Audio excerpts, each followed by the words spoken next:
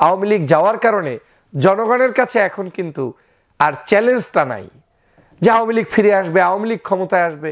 এই যে আওয়ামী লীগ আর আসবে না এটা নিশ্চিত হয়ে যাচ্ছে কেউ কেউ, সে কারণেই এখন প্রতিদ্বন্দ্বিতার মাত্রাটা হয়ে যাচ্ছে বিএনপি এবং বিএনপিরই শুভাকাঙ্ক্ষী খ্যাত বাংলাদেশের অন্যান্য রাজনৈতিক দলগুলোর মধ্যে। তুমুল প্রতিদ্বন্দ্বিতাপূর্ণ একটি নির্বাচনে সেখানে এই দুটি জোটের মধ্যেই নির্বাচন অনুষ্ঠিত হতে পারে। তার বাহিরে যদি আলাদাভাবে চমৎপ্রদ কোনো কিছু দেখাতে পারে শিক্ষার্থীরা, যদি আলাদা জোট করে, কিন্তু আমার স্টিল মনে হচ্ছে শিক্ষার্থীরা আলাদা জোটে হয়তো যাবে না। হতে পারে এমন বিএনপির জোট এবং বিরোধী যে জোটটা থাকবে সেই জোটের মধ্যেই এই শিক্ষার্থীদের জোটটা সম্মিশ্রণ হবে। আলেমরা আর কারো মাথার কাঁঠাল হিসেবে ব্যবহার হতে চায় না, যে আপনি মাথায় কাঁঠাল রেখে ভেঙে খাবেন, সেটা আর চাচ্ছে না। এবং তারা এটাও চাচ্ছে না যে কোনোভাবে কোনো একটি শক্তির পক্ষে স্বার্থের জন্য এমপি হওয়ার জন্য গিয়ে পরবর্তীতে জাতির কাছে অপমানিত হতে হবে কিংবা অসম্মানের পাত্র হিসেবে থাকতে হবে, সেটাও চাচ্ছে বলে মনে হচ্ছে না। সারা বাংলাদেশের সকল রাজনৈতিক সচেতন নেতাকর্মীদের মধ্যে একটি আলোচনা চলছে, সেটা হচ্ছে নির্বাচনে কয়টি জোট হচ্ছে, কারা কোন জোটে থাকতে পারে, সেই আলোচনা সমালোচনা চলছে। দোকানে, রাস্তাঘাটে, মসজিদে, মন্দিরে, বিভিন্ন জায়গায়, পথে প্রান্তরে মানুষের আগ্রহটা হচ্ছে আগামী নির্বাচন কিভাবে অনুষ্ঠিত হয়। এবং দীর্ঘ 16 বছর পর্যন্ত যেহেতু বাংলাদেশে কোনো নির্বাচন অনুষ্ঠিত হয়নি, তাদের প্রত্যাশা অনুযায়ী প্রার্থীকে ভোট দিতে পারবে কিনা সেটা নিয়ে এখন মানুষের মধ্যে জল্পনা কল্পনা, আগ্রহ অপেক্ষা করছে। আপনারা নিশ্চয়ই জানেন, বাংলাদেশ থেকে পতিত স্বৈরাচার শেখ হাসিনা যখন 5ই আগস্ট পালিয়ে গিয়েছে, পালিয়ে যাওয়ার পরে বাংলাদেশে আওয়ামী লীগের অবস্থানটা একেবারে শূন্যের কোঠায় চলে গিয়েছে। বাংলাদেশে কোনো নেতাকর্মী তারা এখন আর কোনো অ্যাক্টিভিটিস করতে পারছে না। পালিয়ে পালিয়ে কখনো জঙ্গলে, কখনো টয়লেটের পিছনে, কখনো তাহাজ্জুদে রুখতে তাদের অ্যাক্টিভিটিস চালানোর চেষ্টা করেন, কিন্তু আদতে সেখানে তেমন কোনো সাড়া তারা পাচ্ছে না। শেখ হাসিনাও বহুবার চট করে বাংলাদেশে ঢুকতে চেয়েও এখন পর্যন্ত তিনি সফল হননি, বরং তার নেতাকর্মীদেরকে বারবার তিনি বিপদের মধ্যেই ঠেলে দিচ্ছেন। অবশেষে তাদের অ্যাক্টিভিটিস চলমান রয়েছে তাদের নিজস্ব পেজ অনলাইনে, যেখানে তারা সারাদিন স্বপ্ন দেখছেন যে বাংলাদেশে তারা ফেরত আসবেন। ধরে নেওয়া যেতে পারে যে বাংলাদেশে শেখ হাসিনা এবং শেখ হাসিনার যারা দোসর রয়েছে তাদের অবস্থানটা একেবারেই শূন্যের কোটায় রয়েছে। বাকি যে দলগুলো রয়েছে তাদের মধ্য থেকে নির্ধারিত হবে যে কয়টা জোট হবে এবং কিভাবে সেই নির্বাচনটি অনুষ্ঠিত হবে। বাংলাদেশে আওয়ামী লীগ ছাড়াও আওয়ামী লীগের কিছু দোসর আমরা ইতিমধ্যেই চিনি এবং জানি। সেই দোসরদের মধ্যে অন্যতম হচ্ছে জাতীয় পার্টি। তো জাতীয় পার্টি আগামী নির্বাচনে কী রোল প্লে করবে এটার বিবেচনা আমাদের এখন এই জন্য আলোচনার প্রয়োজন নেই। আমরা সর্বশেষ 2024-এর আওয়ামী লীগের নির্বাচনেই জাতীয় পার্টির করুণ পরিণতি আমরা দেখেছি। অতএব সেখান থেকেই স্পষ্ট ধারণা হচ্ছে যে জাতীয় পার্টি বাংলাদেশ থেকে বিলীন হয়ে গিয়েছে, ভেনিশ হয়ে গিয়েছে। তাদের প্রতি বাংলাদেশের জনগণের কোনো আগ্রহের লেভেলটা আর নেই। কারণ 26টা আসনে নির্বাচন করতে আওয়ামী লীগের প্রার্থীকে বাধ্যতামূলক অবসরে পাঠিয়ে তারপরে যেখানে আওয়ামী লীগের প্রার্থী ব্যতীত জাতীয় পার্টি দাঁড়িয়েছে সেখানেও মাত্র সম্ভবত 11টি আসনে তারা জয়যুক্ত হয়েছে, বাকিগুলোতে হতেও পারেনি। তার মানে এক বাক্যে তাদেরকে কেউ যদি কোনো রকম আইসিইউতে টেনে এনে নির্বাচনে প্রতিদ্বন্দ্বিতা ছাড়া জয়যুক্ত করতে পারে তারা সেখানে জয়যুক্ত হতে পারবে। এছাড়া স্বাধীন কোনো জায়গায় নির্বাচনে প্রার্থী হতে পারলেও তারা কোনোদিন নির্বাচিত হতে পারবে বলে মনে হচ্ছে না। এমনকি খোদ রংপুরেই সম্ভবত তৃতীয় লিঙ্গের একজন ভদ্র মহিলার কাছে সেখানে কিন্তু পরাজিত হচ্ছিলেন প্রায় আমাদের এই জাতীয় পার্টির জিএম কাদের সাহেব। যাই হোক, আমি সেই প্রসঙ্গে আলোচনা করতে চাই না। আমি আজকের আলোচনা যেটা করতে চাই, বাংলাদেশের বিভিন্ন পত্রপত্রিকায় এসেছে আগামী নির্বাচনকে কেন্দ্র করে 3টি জোট হতে পারে। 3টি জোট, একটি জোট হতে পারে বাংলাদেশ জাতীয়তাবাদী দলের নেতৃত্বে, আরেকটি জোট হতে পারে বাংলাদেশের সমমনা ইসলামিক দলগুলো যেমন জামাত ইসলামী, ইসলামী আন্দোলনের নেতৃত্বে, আরেকটি জোট হতে পারে পাশাপাশি সাধারণ শিক্ষার্থীদের যে নতুন সংগঠন এই সংগঠনের নেতৃত্বে। এখন কে কোন জোটে থাকবে সেটা হচ্ছে এখন আলোচনার বিষয় এবং এটা নিয়েই এখন বাংলাদেশে টানা হেঁচড়া চলছে। সাধারণত বাংলাদেশে আমরা এর আগে কখনোই ইসলামী জোটগুলোর উত্থানটা এতটা দেখতে পাইনি যেটা এখন আমরা শুনতে পাচ্ছি, দেখতে পাচ্ছি। এর অন্যতম কারণও আছে।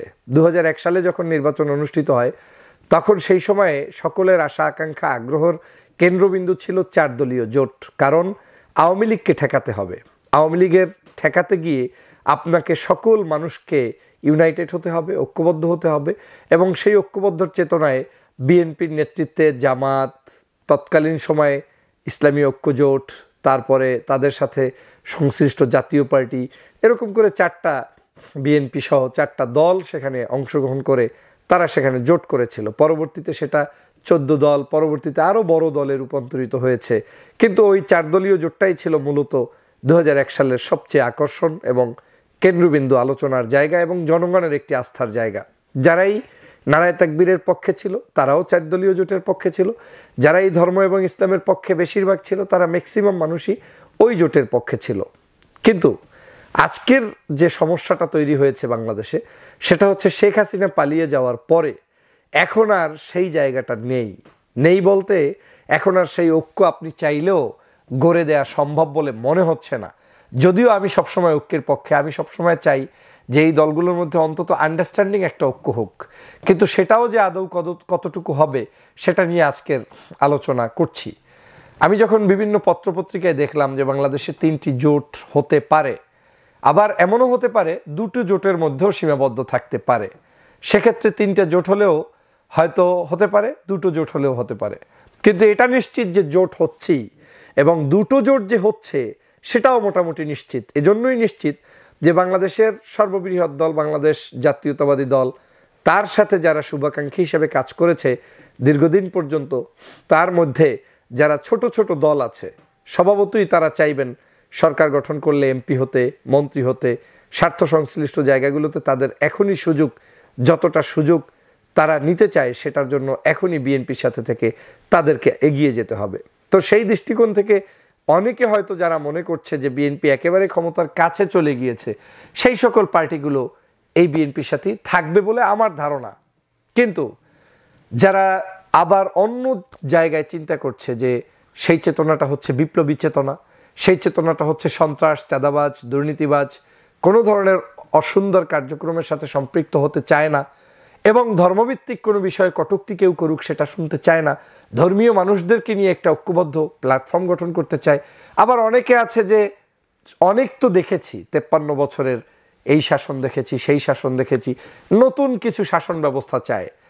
তাদের দৃষ্টিকোণ থেকে আমার কাছে মনে হচ্ছে তারাও একটা শক্তিশালী প্ল্যাটফর্ম হিসেবে কাজ করছে। সেটা হতে পারে সমমনা ইসলামিক দলগুলো নিয়ে, কিন্তু ইসলামিক জোট নাম লাগিয়েও হতে পারে, না লাগিয়েও হতে পারে। আমার পরামর্শ তাদের প্রতি ইসলামিক জোট না লাগিয়েই তাদের জোটটা হওয়া উচিত, কারণ এটা সার্বজনীন একটা জোট হোক যেখানে যে কেউ আপনার ওখানে প্রবেশ করতে পারে। তো সেই জায়গা থেকে আমার মনে হচ্ছে জামাত ইসলাম বাংলাদেশের অন্যতম বৃহত্তর একটি ইসলামিক দল, ইসলামী আন্দোলন বাংলাদেশ চরমনায়ের পীর সাহেবের দল, এবং এর পাশাপাশি হেফাজতে ইসলাম কেন্দ্রিক বা আল্লামা মামুনুল সাহেব কেন্দ্রিক কওমি মাদ্রাসা ভিত্তিক যে অর্গানাইজেশনগুলো রয়েছে তাদের মধ্য থেকে এখানে সম্পৃক্ত হওয়া, এবং বাংলাদেশের সত্যিকার যারা নতুন দেশ গঠন করতে চায়, আমার মনে হচ্ছে যদি ছাত্রদের সেই সংগঠনটি প্রতিষ্ঠিত হওয়ার পরে আলাদা কোনো জোট করে বড় কিছু করতে না পারে, এমনও হতে পারে তারাও এই ইসলামী জোটের সাথে সমর্থন জানিয়ে তাদের পথ আগাতে পারে বলে মনে হচ্ছে। মানি জামাত, চরমনাই এদের সাথে তাদের সম্পৃক্ততা হতে পারে।